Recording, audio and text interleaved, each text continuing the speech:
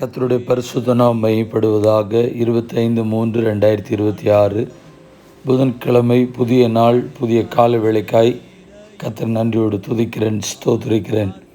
இந்த நாளுக்கான கர்த்தருடைய வார்த்தை அப்போஸ்தலர் 18ஆம் அதிகாரம் 10ஆம் வசனம். உனக்கு தீங்கு செய்யும்படி ஒருவனும் உன்மேல் கை போடுவதில்லை. No one is going to attack and harm you. கர்த்தருடைய பரிசுத்த நாமம் மையப்படுவதாக.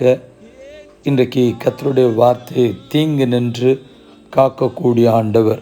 ஒரு சில நிமிடங்கள் இந்த வார்த்தைகளை குறித்து சிந்தித்து தியானித்து இந்த நாளையும் நம்மையும் கர்த்தருடைய கரத்திலே ஒப்பு கொடுப்போம். கர்த்தருடைய வார்த்தை நமக்கு சொல்கிறது, கர்த்தர் உன்னை எல்லா தீங்கு நின்றும் விலக்கி காப்பார், அவர் ஆத்துமாவை காப்பார் என்று வேதம் சொல்கிறது. அழிவுகள், ஆபத்துக்கள், விக்கினங்கள், சதி, நாசமோசங்கள் எல்லாவற்றுக்கும் நம்மை நீங்களாக்கக்கூடிய ஆண்டவர் தான் நாம் ஆராதிக்கிற உண்மையுள்ள ஆண்டவராக இருக்கிறார். கர்த்தருடைய பரிசுத்த நாமம் மையப்படுவதாக. தீங்கு நின்று விலக்கி மறைத்து பாதுகாக்கிறவர், தீங்கு நம்மை அணுகாதபடி காக்கக்கூடிய தேவனாக கர்த்தர் இருக்கிறார். 1 நாளாக 4ஆம் அதிகாரம் 10ஆம் வசனத்தில் யாபேஸ் என்கிற ஒரு மனிதன் கர்த்தரிடத்தில் ஒரு விண்ணப்பத்தை வைக்கிறான். அந்த விண்ணப்பத்திலே தீங்கு, இந்த காரியங்களை குறித்து அவன் ஜெபிக்கிற ஜெபத்தினுடைய ஒரு பகுதி. யாபேஸ் இஸ்ரவேலின் தேவனை நோக்கி அவன் ஜெபிக்கிறான் விதமாக, தேவரீர் என்னை ஆசீர்வதித்து என் எல்லை பெரிதாக்கி உமது கரம் என்னோடு இருந்து தீங்கு என்னை துக்கப்படுத்தாதபடிக்கு அதற்கு என்னை விலக்கி காத்தருளும் என்று வேண்டிக் கொண்டான். அவன் வேண்டிக் கொண்டதை தேவன் அருளினார். ஆம் பிரியமானவர்களே, யாபேஸ் என்கிற மனிதனுடைய ஜெபத்தை கேட்டு, விண்ணப்பத்தை கேட்டு, அவனுடைய அங்கலாய்ப்பை கேட்டு, அவனுடைய பெயர் என்றால் யாபேஸ் என்றால் துக்கம் என்ற அர்த்தம். அந்த துக்கம் அவனுடைய வாழ்க்கையில் இருக்கிறபடினால், தீங்கான காரியங்களுடன் அழுத்துகிறபடினால் அவன் ஆண்டவரிடத்தில் ஜெபித்தான், தீங்கு என்னை துக்கப்படுத்தக்கூடாது என்று சொல்லி. கர்த்தருடைய ஜெபத்தை கேட்டார். அவன் வேண்டிக் கொண்டதை தேவன் அவனுக்கு அருளினார் என்று சொல்லப்பட்டிருக்கிறது.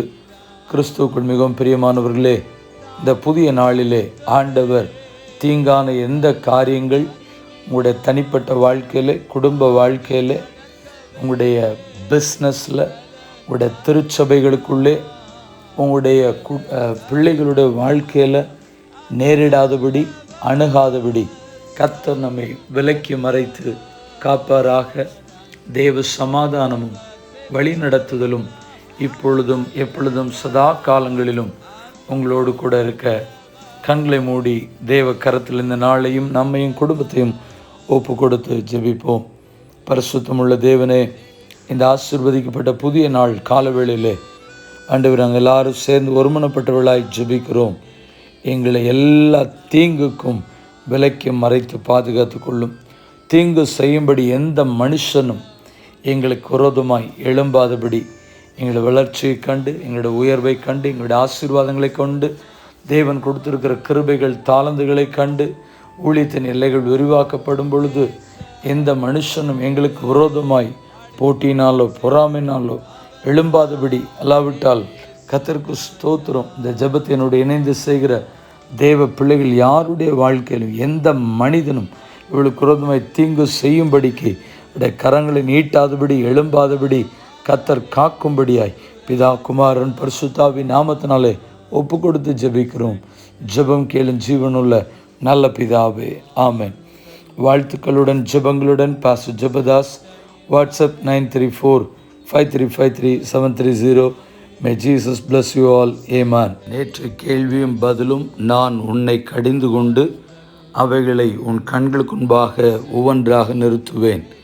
யார் யாரிடத்தில் சொன்னது? சங்கீதம் 50:21. தேவன் துன்மார்க்கனை நோக்கி சொன்னது. இந்த நாளுக்கான கேள்வி, தீங்கு புழுதிலிருந்து உண்டாகிறதும் இல்லை, வருத்தம் மண்ணிலிருந்து முளைக்கிறதும் இல்லை. யார் யாரிடத்தில் சொன்னது? மீண்டும் வார்த்தைகளுடன் ஜெபங்களுடன் நாளை தினத்தில் உங்களை சந்திக்கிறேன். ஆமென்.